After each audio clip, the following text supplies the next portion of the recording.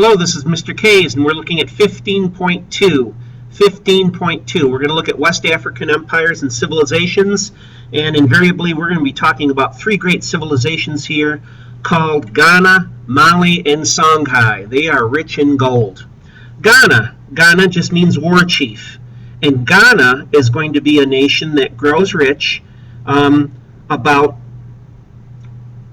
I'd say 1100 AD or so. They're going to be rich in taxing goods that come through the area, West Africa, around the forest area, in the savanna areas, all the way up to the edge of the desert. Now, the gold salt trade. Gold from West Africa is going to be traded for salt. If you don't have salt in a hot climate, you do not live. It keeps water in your body. So it's a great way of preserving the moisture when water is a very precious area, or very precious commodity. The Empire of Ghana. Only the king owned gold nuggets, and in doing so, he controlled its value. If he kept it back, gold was worth a lot. If he let a lot of gold nuggets out, obviously it's going to be worth a little bit less. People could own gold dust, but not nuggets. So only the king controlled that.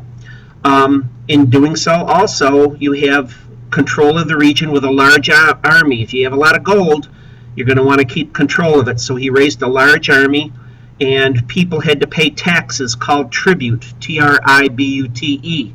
So the king grew wealthy there. Islamic influences. Islam is going to spread in North Africa through conquest or war, but also through trade. Mostly it's war, Islam spreads, but also through trade. And it's going to spread south of the Sahara region. So in the sub-Saharan regions of Ghana, Mali, and Songhai, the rulers are going to convert to Islam, not the people. And you're going to see, with Islam coming in, literacy is going to spread.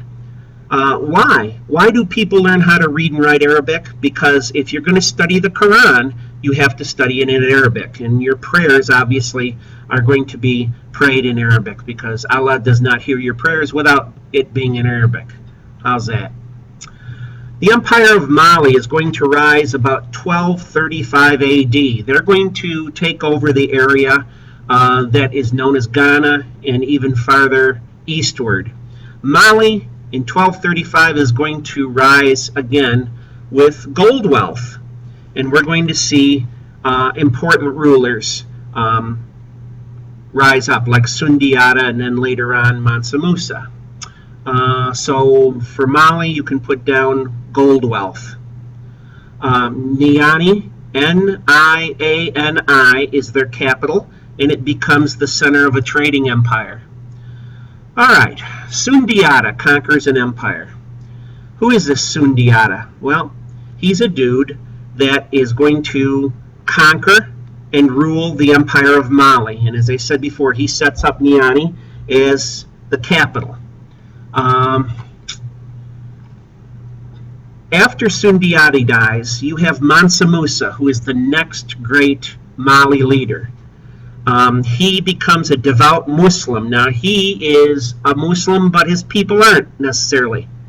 He is going to conquer and rule the gold salt trading empire, and he raises an army of about 100,000 men to protect the gold salt trade. In about 1324, he is going to go on a Hajj. Now, a Hajj is a pilgrimage to the holy city of Mecca in Arabia. Now, that is eastward.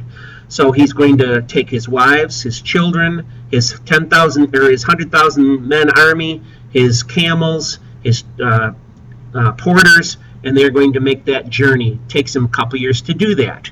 As he makes that Hajj, he is going to stop at the city of Cairo, and he spreads a lot of gold around in the form of gifts, and it devalues that precious metal for about 12 years.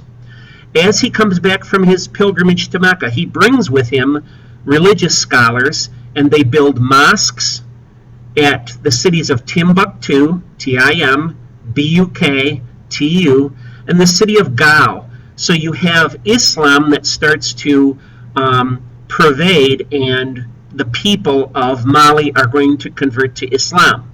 Their ruler was a Muslim, now they are going to convert to Islam.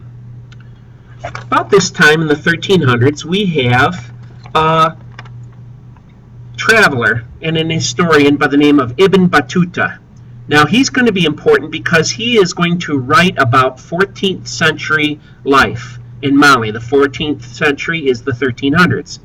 So he's going to write about what life is in Mali. He is a native of Tangiers, but he comes down to Mali. In fact, he travels through the then known Muslim world as far as India and farther east than that. And he's impressed with a lot of the Muslim world, but especially Mali. So he's going to travel for about 27 years. He visits most of the Muslim world, and he is going to write about the wealth and low crime of Mali.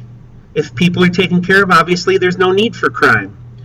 What we will see, though, is a weakening of the empire after Mansa Musa's death.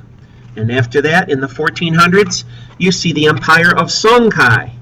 So Songhai rises east of Mali in the 1400s, and they're going to be involved in the gold salt trade.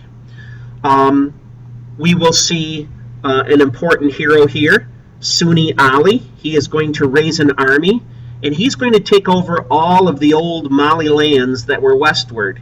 And he dies in a very important year, 1492, the year that Columbus sails the ocean blue. So you can put down, he captures the old Mali lands that are westward, and he's going to die in about 1492. Taking over for him is a gentleman by the name of Askia Muhammad. He is going to seize control, and he's going to rule for about 35 years. He will expand the empire through military conquest or war, but Songhai is going to fail to rule when we see a group of invaders from the north, the Moroccans, come across the Sahara with guns, and they're going to end that forest empire of Askia Muhammad and Songhai. They can't stand up against flintlock firearms.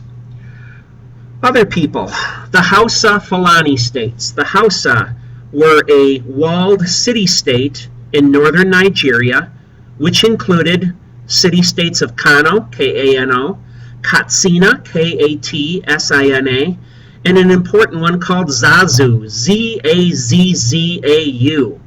They farmed, they traded with other caravans, they traded slaves for horses, they had harnesses, and they are going to acquire guns, which make them very formidable. Now in Hausa, each city had an army, and as you can understand probably, constant bickering is going to bring an end to the empire. Farther south, into the forest area, you're going to have the Yoruba tribe. They are in the forest area, they're city-states, they make their living by farming. And here we see kings seen as divine or godlike. There were traders and craftsmen in Yoruba. Now, the kingdom of Benin. Benin is a forest kingdom that was ruled by an Oba, O-B-A, which means king. And their greatest king was Uware, E-W-U-A-R-E. He had a great, powerful army and controlled the forest areas. Benin was known for brass working and historical works of art. It was Benin that came in contact with the Portuguese as they come down the west coast in search of a water route for India. The Portuguese are going to trade with the people of Benin for slaves. Well, that's 15.2. Have a good day. Bye-bye.